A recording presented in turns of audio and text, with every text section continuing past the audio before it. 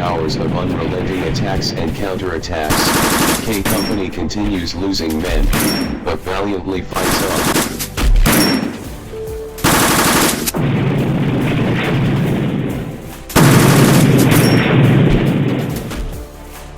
Private George Dickey and Private Frank Lalopa volunteered to man the K Company outpost slightly beyond the K Company main line of resistance, where Gumps would have been positioned. The night of the 8th, a German coordinated tank infantry attack hit the left flank of the Bridgehead. K Company was defending the left rear.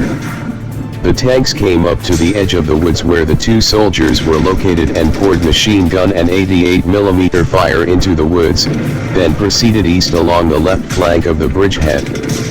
German infantry followed the tanks. As the enemy closed in, Dickey and Lalopa received a warning order to withdraw. Although the two were armed with only their M1 rifles, they refused to withdraw, and instead poured their fire into the advancing enemy, who cut them off from the rest of K Company and killed them. Next morning, K Company men crawled out to where Dickey and Lalopa were, and found the bodies of 22 Germans in front of them, some of them within 3 yards of the two.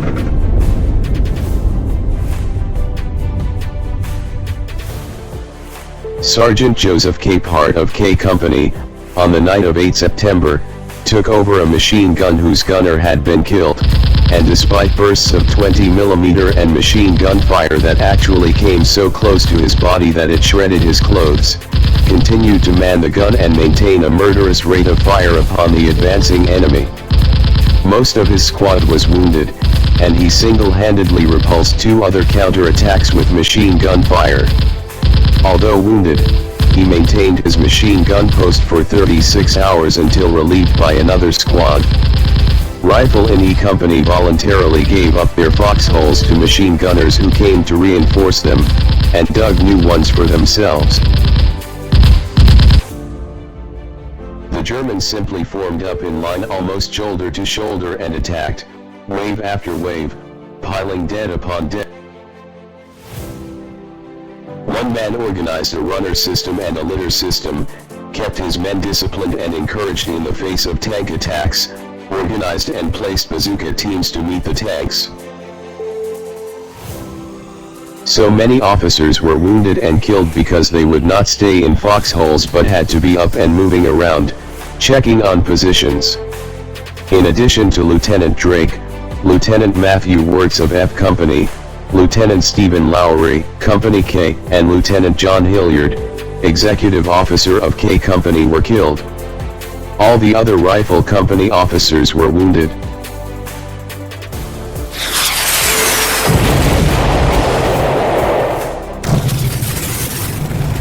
As Gumps related to me, we had been fighting constantly for 2.5 days, day and night, yet we had gained no ground.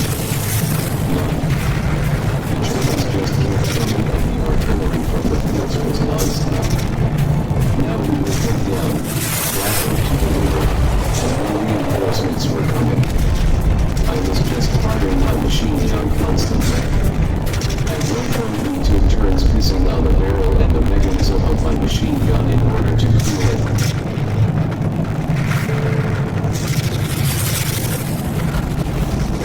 Guys were panicking. They were jumping into the river to get back to the other bank.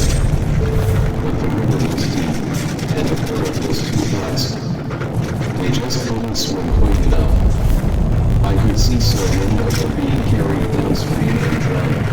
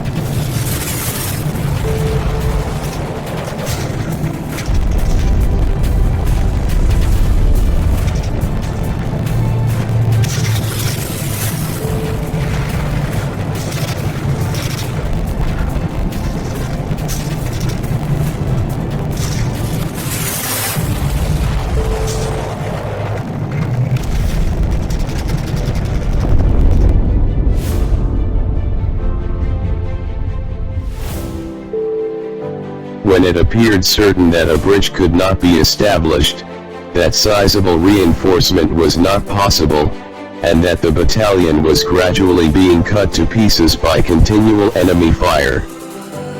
The battalion was ordered to withdraw. Plans were made for an evacuation to begin at 21:15 on the night of the 10th. Or, as another source states, evacuation was ordered. It took place the night of the 10th, starting at 2100 hours, using bullet-riddled assault boats, rafts, expedients, and by swimming. While the 11th Bridgehead was being decimated, it was accomplishing one purpose, other than killing hundreds of Germans.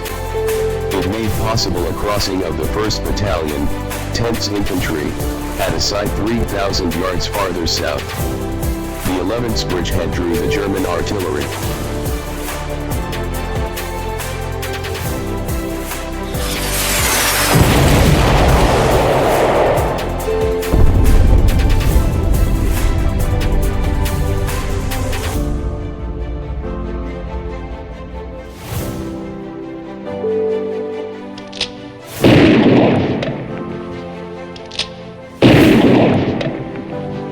The official description states, the 5th Infantry Division withdrew some of the elements of the 11th Infantry from the east bank of the Moselle River, while the 10th Infantry fought its way across the river in the vicinity of Arneville.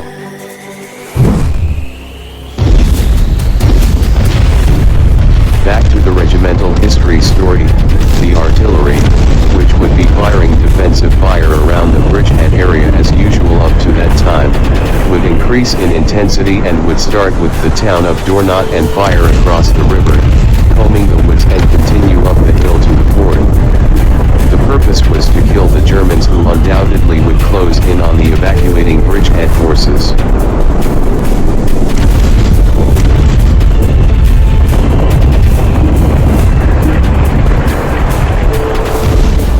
At 2100, 9 o'clock, in the dark of night, Lieutenant Marshall came down to the west bank of the river with about 65 men. The A&P platoon men brought down 9 litters. Men were placed along the bank to assist the swimmers in getting out of the water. 3 boats, which could be used, were found in the lagoon. They, as all the assault boats after the first crossing, were riddled with bullet holes and required the work of 2 men bailing continuously to make the 100-yard crossing.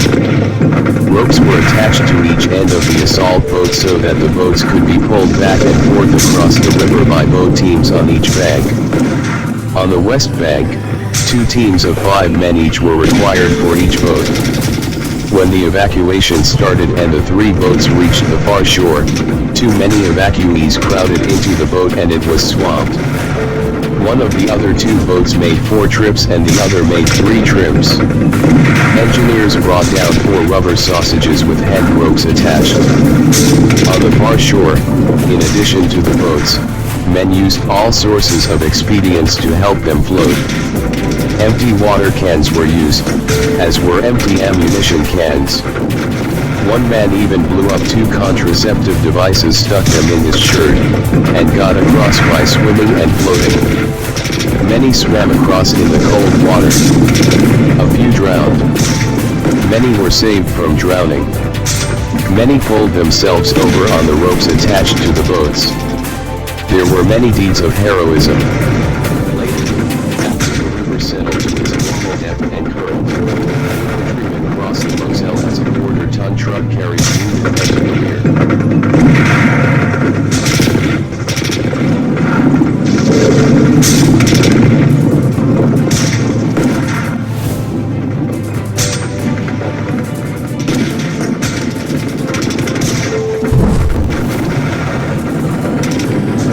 Some men who were waiting to be loaded in boats were so exhausted from 60-odd hours of sleeplessness that they would fall asleep in their foxholes, despite all the sounds of battle, the wet, cold, sleepy, exhausted, and battle-weary officers and men of E, F, G, H, K, were fed hot food, coffee, cognac, issued new shoes, underclothes, shirts, and pants in the dark.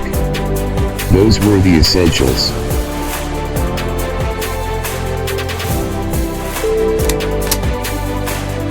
The division, for the 2.5 days from September 8th to September 10th, was in for the fight of their lives.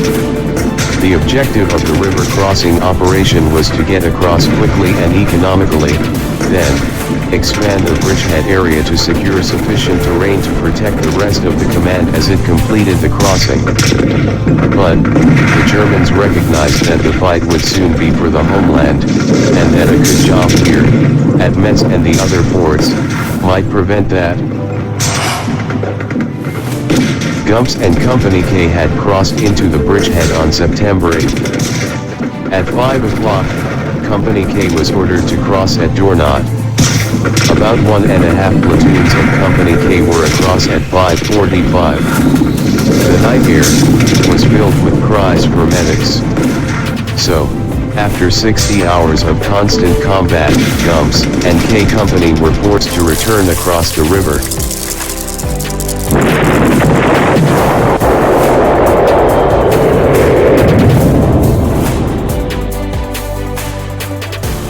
The successful crossing of the Moselle was at an enormous cost.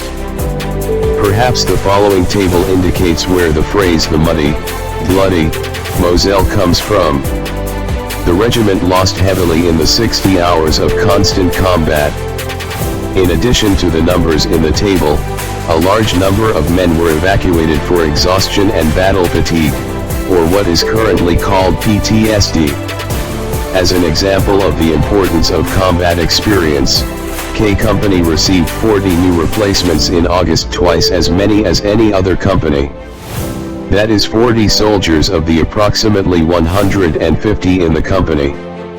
It was chiefly those replacements who were casualties of the Dornot Bridgehead offensive. A deeper dive into this chart shows, from September 8th to the 10th, 363 men were either killed, missing, and probably drowned, or wounded. On the 11th through the 13th, an additional 289 men were hospitalized for PTSD or exhaustion. Approximately 150 officers and men of K Company crossed the river. 2.5 days later, they arrived in the assembly area in the vicinity of Gorz. The survivors were no officers, and only 50 men. Gumps was one of those 50 survivors.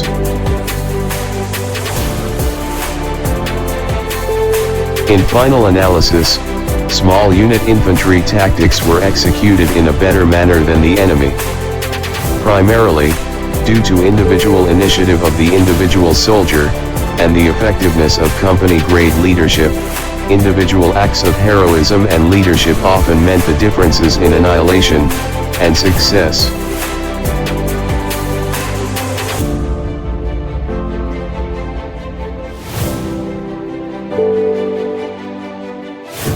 On September 11th, 2nd Battalion and Company K moved to an assembly area near Arnaville to attempt to establish another bridgehead and begin another crossing.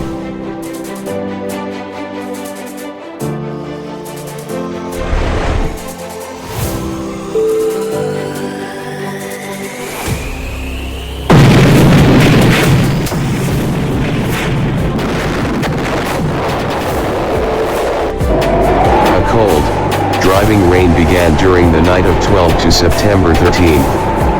By daylight the little bridgehead across the Moselle River was a morass of mud, which burdened the assembled armor and added to the discomfort of the battle-weary infantry. The infantrymen, who had seen little sleep for 3 days and 4 nights, were, nonetheless, grateful for a let-up in the fierce enemy counterattacks. Expanding the bridgehead, behind the right tank company, was Company K. The attack proceeded slowly with some difficulty.